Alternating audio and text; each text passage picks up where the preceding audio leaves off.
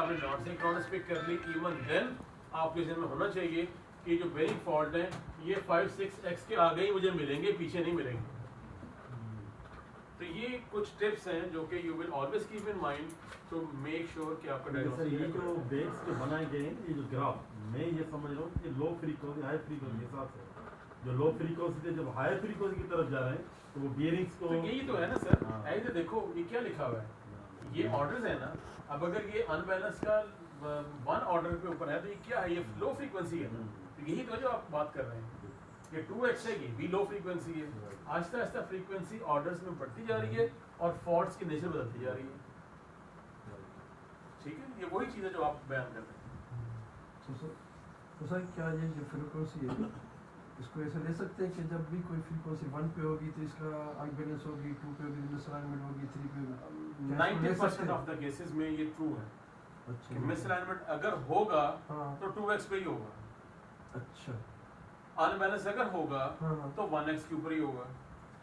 और ये डिपेंड करता है ना इक्विपमेंट के ऊपर, या आप किसी पर्टिकुलर अनबैलेंस जो है वो आप कुछ भी कर लें, कोई भी मशीन ले लें, वो अगर किसी होगा भी तो brand 1x पे होगा। किसी भी ब्रांड की मशीन कुछ भी हो जाए अनबैलेंस, क्योंकि उसका पैटर्न ऑफ मूवमेंट डिफरेंट है। आप इसको ब्रांड से इंडिकेट कभी नहीं कर सकते। आप वाइब्रेशन कहाँ से हम निकाल रहे हैं, पैटर्न ऑफ मूवमेंट से। कहाँ से कर रहे हैं, पैटर्न ऑफ मूवमेंट। अब अनबैलेंस चाहे वो ब्लोअर का है, चाहे वो पंप का है, चाहे वो मोटर का है, पैटर्न ऑफ मूवमेंट सेम ही होगा ना। तो वो सेम पैटर्न ऑफ मूवमेंट की इंडिकेशन स्पेक्ट्रम में हमें किसी खास जगह भी नजर आएगी। अंडरस्टैंडिंग जी? चलिए आगे चलते हैं। से ऑर्डर सब को किसी से सब निकलती है, जैसे आपने फ्रीक्वेंसी का बताया था 1x पे ये आएगा, सेकंड पे, थर्ड पे। क्या ऑर्डर से भी इसकी इंडिकेशन हो सकती है कि भाई ठीक है हमारा ऑर्डर जो है 0 पर ये है, 5 पर ये है, 10 पर ये है, इससे कोई इसकी इंडिकेशन ज़ाहिर हो जाती है कि भाई ठीक है हम 0 और 5 के दरमियान हो तो हम इसको मेजरमेंट लें या इसकी डेटा लें कि बस मिसअलाइनमेंट है। हाँ, ऐसे क्या ऐसे भी इसको बिल्कुल पैरेलल आप इसको भी चला सकते हैं। इसको चला सकते हैं? मतलब आपने जो हमने पहले सारी डिस्कशन किया ना, सिंक्रोनस, नॉन सिंक्रोनस, सब सिंक्रोनस, वो एक जगह पे मौजूद है, वो भी आपके लिए गाइडलाइन है। और ये जो भी आपने बात फरमाई कि ऑर्डर्स के साथ भी आप इसको लिंक करवा सकते हैं कि अच्छा अगर 3-4 है ऑर्डर तो ये मिसअलाइनमेंट हो सकता है, ये लूजनेस हो सकता है। तो देखिए हमने अपने आप को as close as possible to the accurate diagnostic लेके आना है।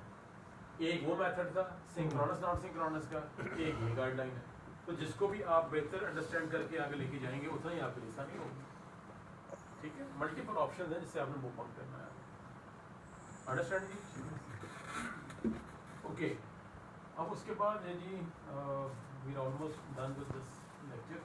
Data collection, very understandable thing ये है, क्वालिटी ऑफ डाटा अगर अच्छा होगा तो भी आपके एनालिसिस बेहतर होगा। अगर डाटा जो है आपका ठीक नहीं है तो आपके एनालिसिस कभी भी ठीक नहीं होगा।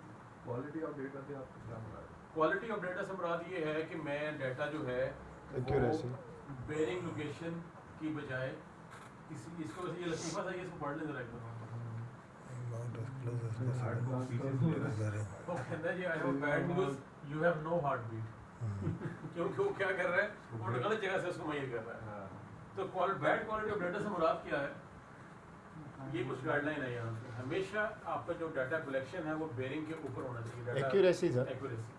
अब अगर आपका बेरिंग की लोकेशन ये है और एक्सेलरोमीटर आप साइड पे लगा रहे हैं या इस तरफ लगा रहे हैं तो ये आपकी एक पुअर डाटा कलेक्शन प्रैक्टिस है, ये कभी भी आपको एक्यूरेट डाटा नहीं देगी। इसी तरह प्रोटेक्टिव कवर मौजूद है, you need to remove that protective cover. अगर आप प्रोटेक्टिव कवर के ऊपर डाटा लेना शुरू कर देंगे that is a wrong practice, और डाटा आपके पास कुछ ना कुछ आज जरूर जाएगा बट वो रिलायबल नहीं होगा। प्रोटेक्टिव कवर मतलब कैसे? गियरबॉक्स को ले लो, हम बेरिंग्स अंदर होता है।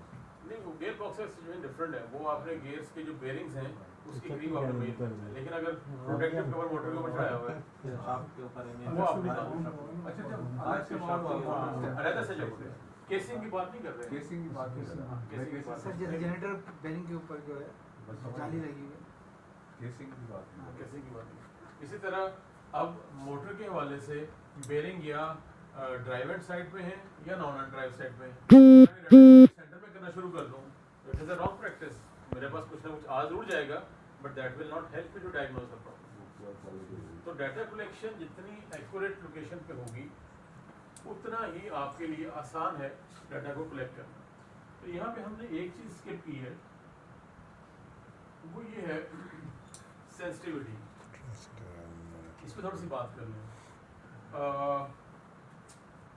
जो सेंसर होता है, यू अंडरस्टैंड कि ये कैसे काम करता है, हाउ डज दिस वर्क, इसके अंदर क्या होता है, एक्सेलेरोमीटर। चलें थोड़ा सा जरा इसी की तरफ फोकस कीजिएगा।